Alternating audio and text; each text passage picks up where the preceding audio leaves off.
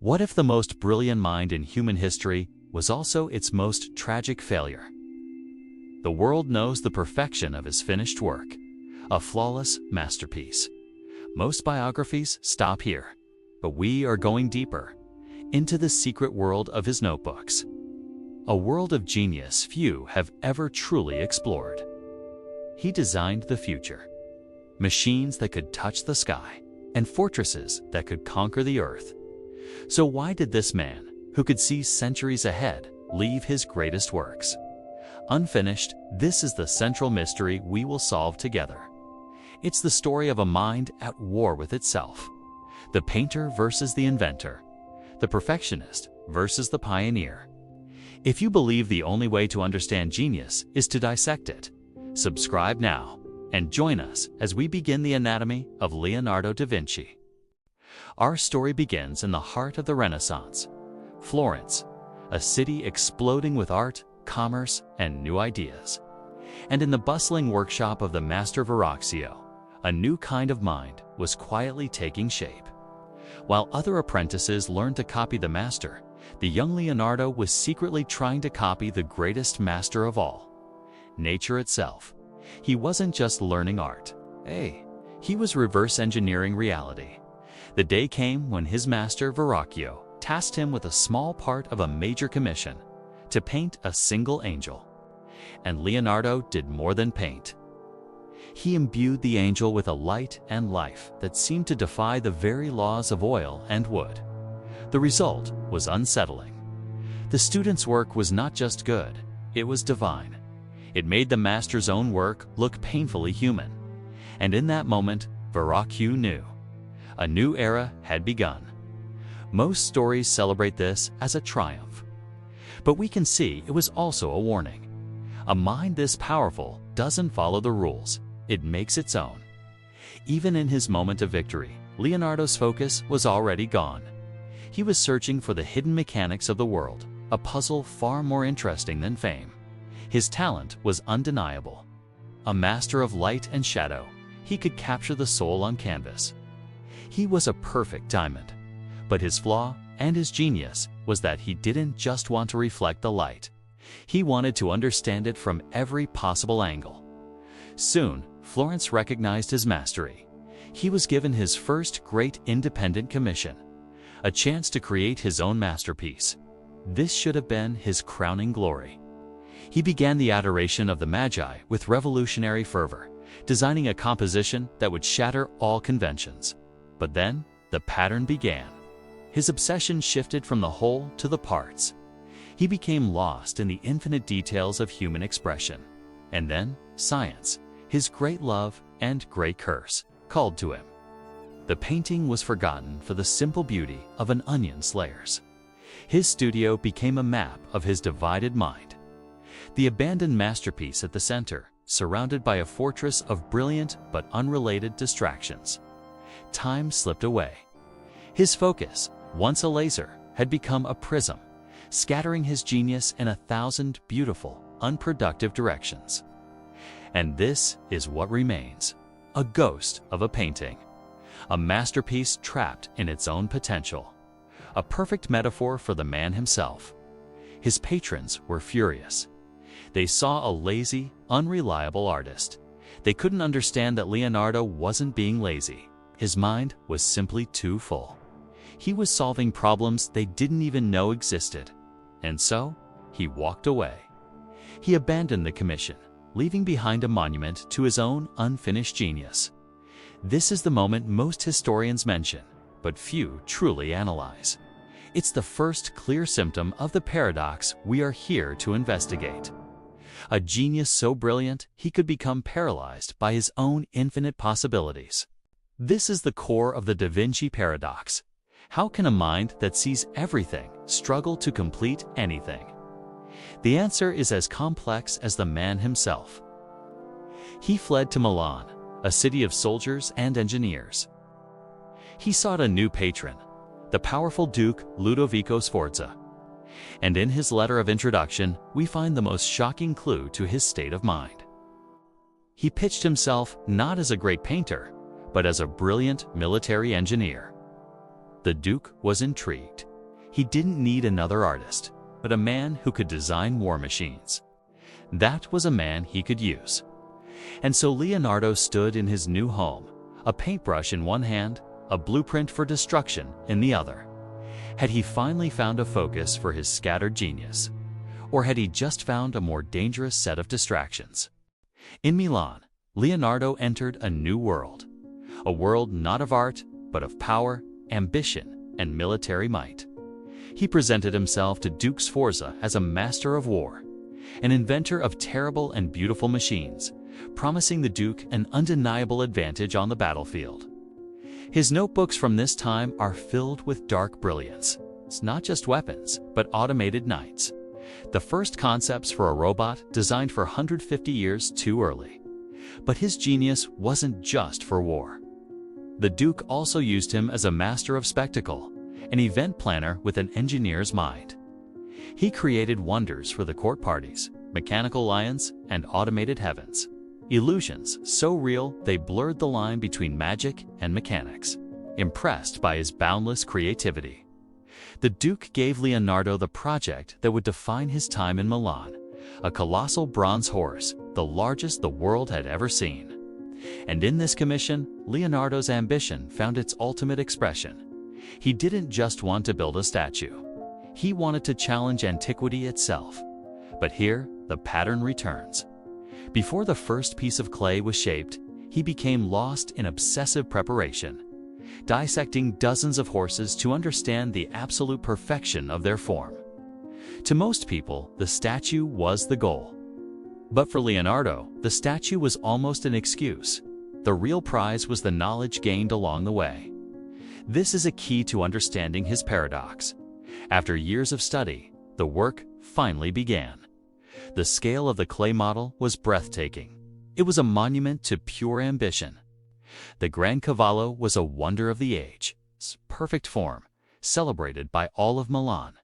It was his genius made manifest. It was a moment of absolute triumph, a promise of an immortal masterpiece, soon to be cast in bronze. A promise that would be spectacularly broken. While waiting for the tons of bronze needed for the horse, Leonardo was given a side project, a simple mural for a local monastery. But Leonardo's mind was incapable of simple. He looked at the blank wall and saw a chance to capture the most complex moment of human psychology. The instant after a god tells his followers one of them will betray him. His design was a revolution. He threw out the old static compositions and created a storm of human emotion. A wave of shock that radiates from the calm, tragic center. This was not just a painting. It was a deep dive into the human soul. Each apostle's reaction was a meticulously crafted psychological portrait. But again, his obsession with perfection led him down a dangerous path. He rejected the time-tested, durable fresco technique and chose to experiment with his own untested paint mixture. He was chasing a new kind of luminosity, a new depth of color. It's a noble goal, but one that sealed his masterpiece's fate. Before it was even finished, he worked at a glacial pace, famously agonizing over every detail, seeking the perfect expression for each face. The face of Judas alone is a masterclass in psychology. A man condemned not by the artist, but by his own shadowed thoughts. When it was finally unveiled, the Last Supper was an immediate, unqualified triumph. It was then, and is now, considered one of the pinnacles of human achievement. For this brief, shining moment, Leonardo had done the impossible. He had started a grand project, and finished it. But the tragedy was already beginning. His experimental paint, unable to withstand the moisture of the wall, began to decay almost immediately. He had created a perfect moment that was itself imperfect and temporary. A fleeting triumph already becoming a ghost. And as his painting began its slow decay, a faster destruction was approaching Milan. The French army invaded. The 70 tons of bronze, patiently collected for his colossal statue, were quickly melted down to forge cannons for a defense that would ultimately fail.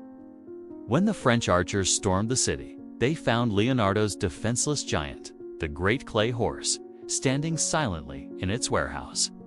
They saw not a masterpiece, but a target, a decade of work, a monument of genius, was destroyed for sport. Leonardo's grandest ambition, the project that had consumed his life in Milan, was reduced to a pile of mud and arrows.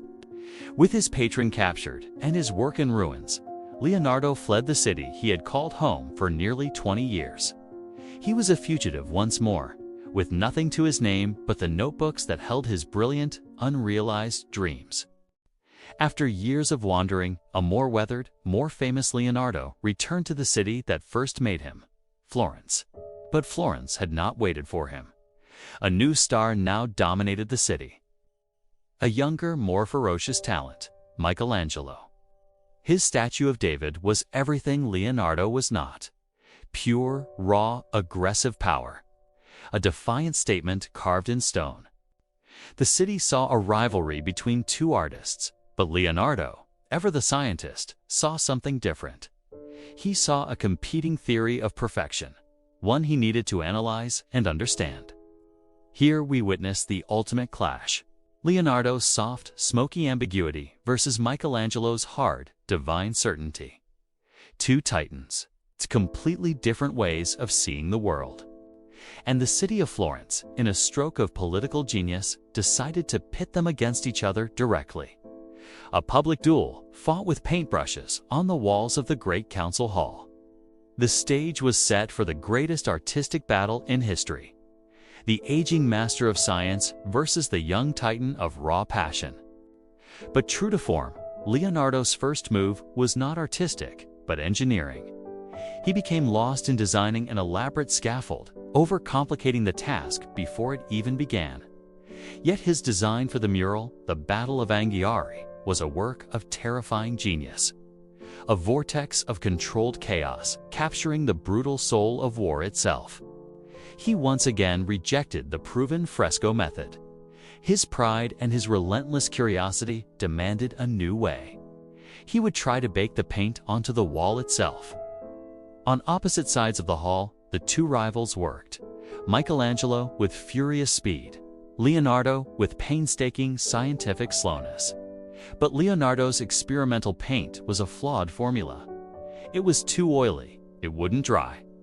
In a desperate attempt to save his work, he brought in fires to heat the wall.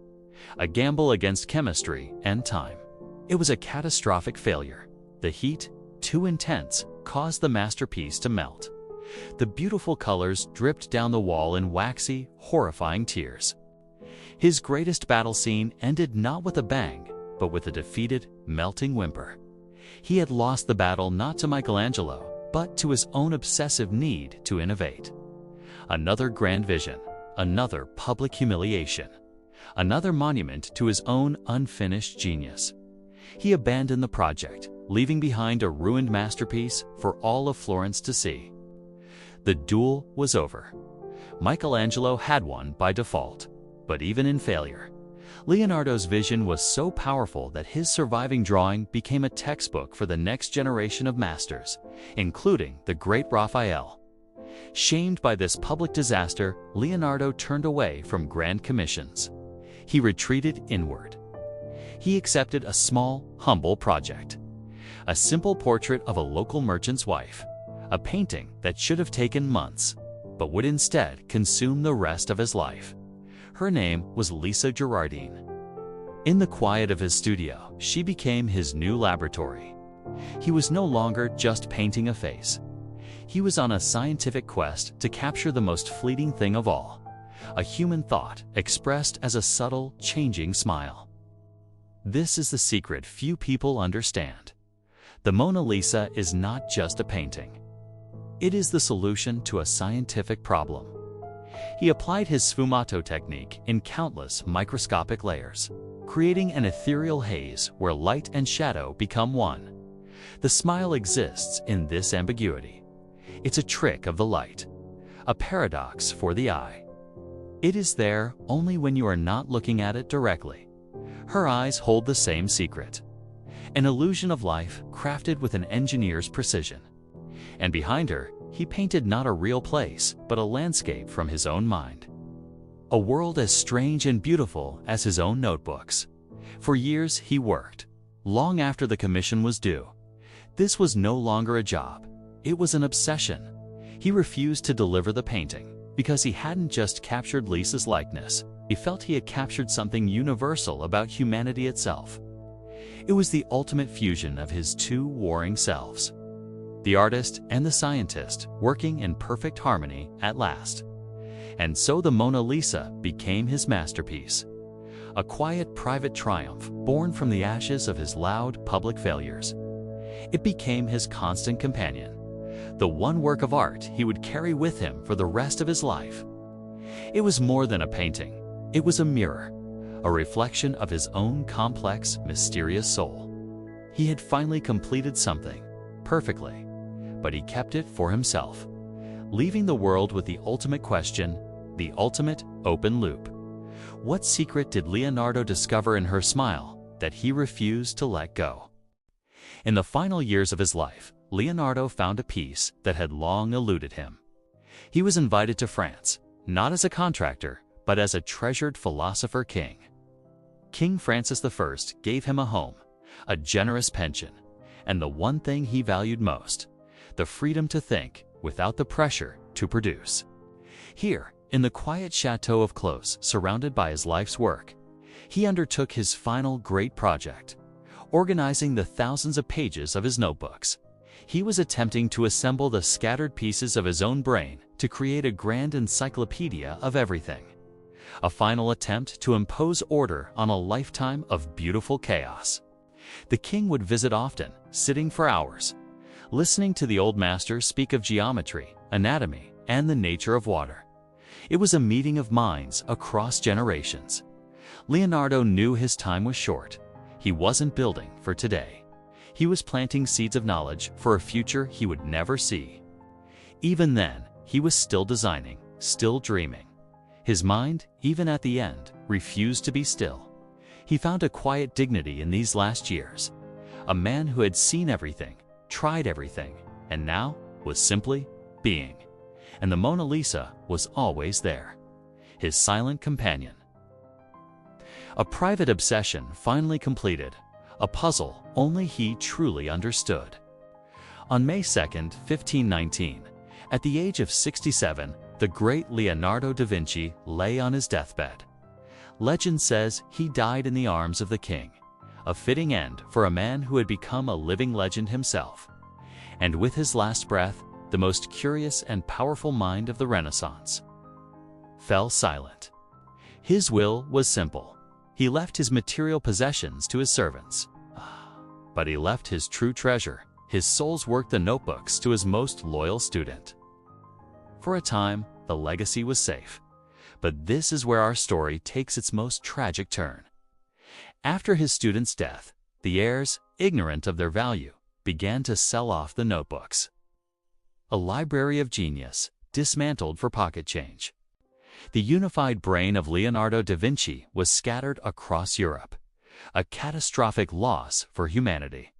His complex thoughts were chopped up, his designs lost, his scientific discoveries buried in private collections. And so, the world forgot. The memory of the scientist and the engineer faded.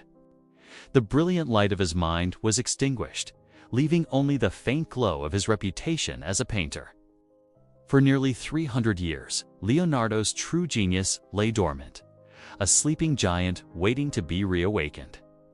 The world moved on, reinventing things Leonardo had designed centuries earlier, completely unaware of the giant whose shoulders they could have stood upon. But a secret cannot be kept forever. Over time, the notebooks were rediscovered, reassembled, and finally understood. And what they revealed changed everything. They revealed his drawings of the human fetus, so accurate they could be in a modern medical textbook. They revealed his understanding of the heart as a complex, four-chambered pump, centuries before science would prove him right. They revealed his flying machines, whose principles of lift and aerodynamics would one day allow humanity to conquer the skies. His armored car, the blueprint for the modern tank. His robotic knight, the ancestor of modern automation. The parachute, the diving suit, the helicopter. Page after page, a torrent of the future poured out from the mind of a man from the 15th century. This is his true legacy, not just the paintings, but the code for the future, written in the language of drawing. And now, we can finally understand the paradox.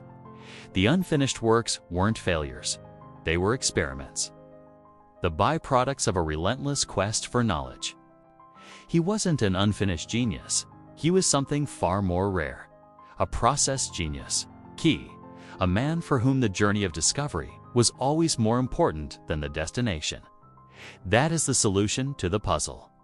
He left us a final lesson written in his own words. Knowing is not enough, we must apply. Being willing is not enough, we must do.